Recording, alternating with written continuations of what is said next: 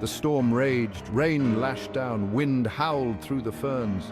A mother Tyrannosaurus Rex roared, her mighty body shaking the earth. She was giving birth. One egg remained. Then with a final push, it burst open. Out came Rex. He was tiny, just a hatchling. But he already had the fire of a T-Rex in his eyes. He blinked, taking in the wild world around him. He let out a small squeak, a sound full of life and defiance. The storm raged on, but Rex was home. Rex's mother nudged him gently. He felt a warmth spread through him, the love of his mother. She would teach him the ways of their kind, the ways of the wild. But for now, he was small, he was vulnerable, and he had a lot to learn. Life was hard for a young T-Rex. Rex faced danger at every turn. He had to learn quickly. He watched his mother hunt. He learned to track prey, to use his powerful jaws, to be quick, to be strong. But Rex wasn't just strong, he was clever too. He found new ways to hunt, new ways to outsmart his prey. He used his surroundings to his advantage, hiding in the ferns, using fallen trees as bridges. One day, Rex came across a puzzle. A large stone blocked the entrance to a burrow. Inside, he could hear the squeaks of a tasty mammal. Other young dinosaurs might have given up, but not Rex.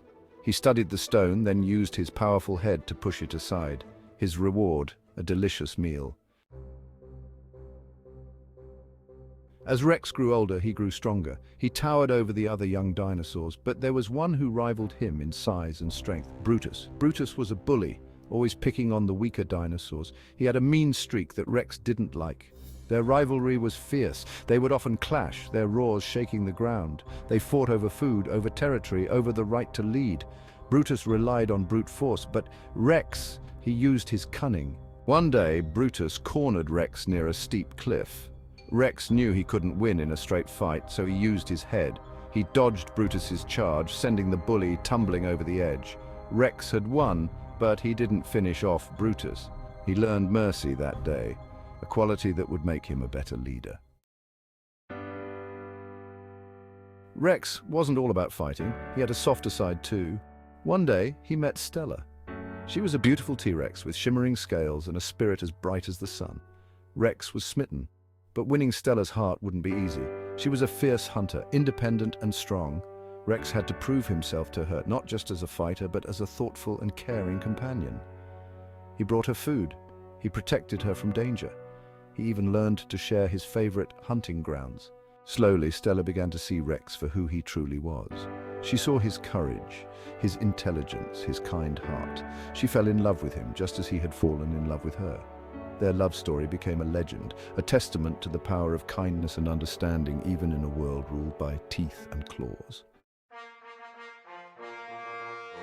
Time passed. Rex grew into a magnificent T-Rex, the largest and strongest any dinosaur had ever seen. His battles with Brutus had honed his skills. His love for Stella had softened his heart. He was ready to lead. I am ready to lead our clan to greatness. When the old leader of the T-Rexes died, a challenge was issued. Rex and Brutus would fight for the right to rule. The battle was long and hard.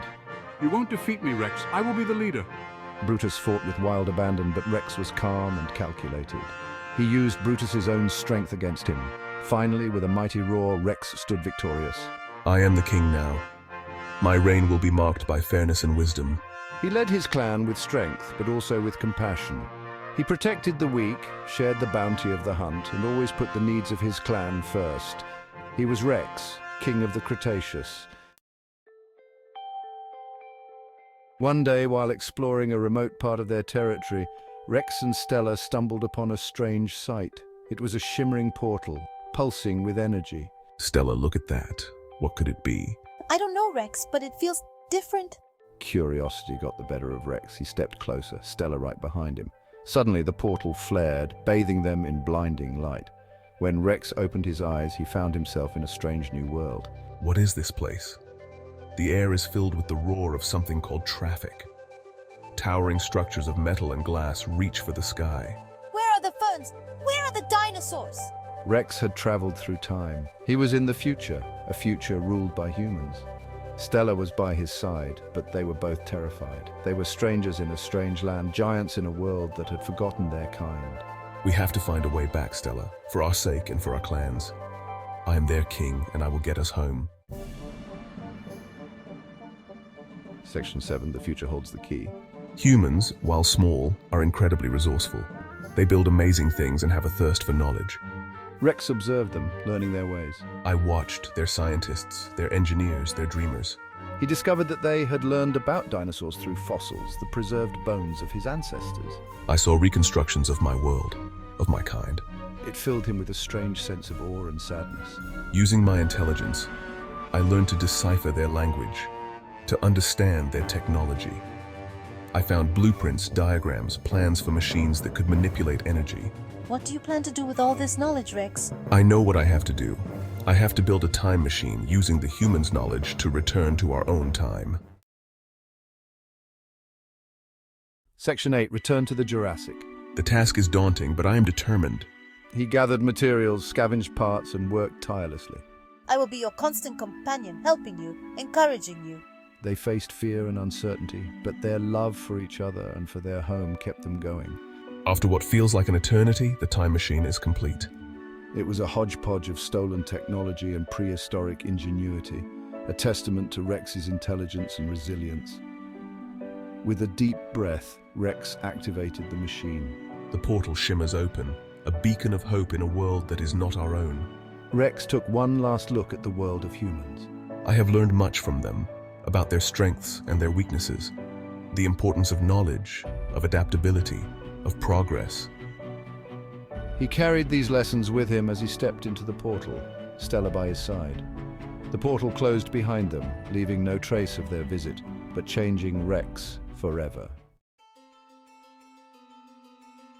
Section 9, a legacy of change. We are home, Stella. But I am no longer the same dinosaur who left. He had seen the future. I have learned from beings vastly different from our own kind, and I know that the world is not static. Change is inevitable. He shared his knowledge with his clan. We must adapt, learn, evolve. We won't rule forever, but life finds a way. He led his clan with wisdom and foresight, preparing them for the challenges to come. Be resourceful, be adaptable, be open to new ways of thinking. He knew he couldn't change the future, but he could prepare his descendants for it. Section 10. Rex's children, masters of their world, generations passed. Rex's children inherited his intelligence, his resilience, his adaptability. We face challenges just like our ancestors before us. The climate changes, food becomes scarce. But we adapt, we evolve. They grew smaller, faster, more agile.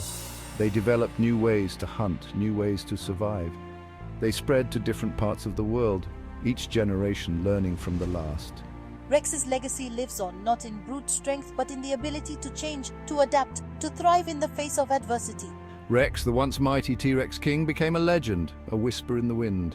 But my spirit lives on in every feathered dinosaur, every soaring bird that descends from my line. I have been a king, a time traveler, a visionary, but most importantly, I am a survivor. And in the end, isn't that all that matters?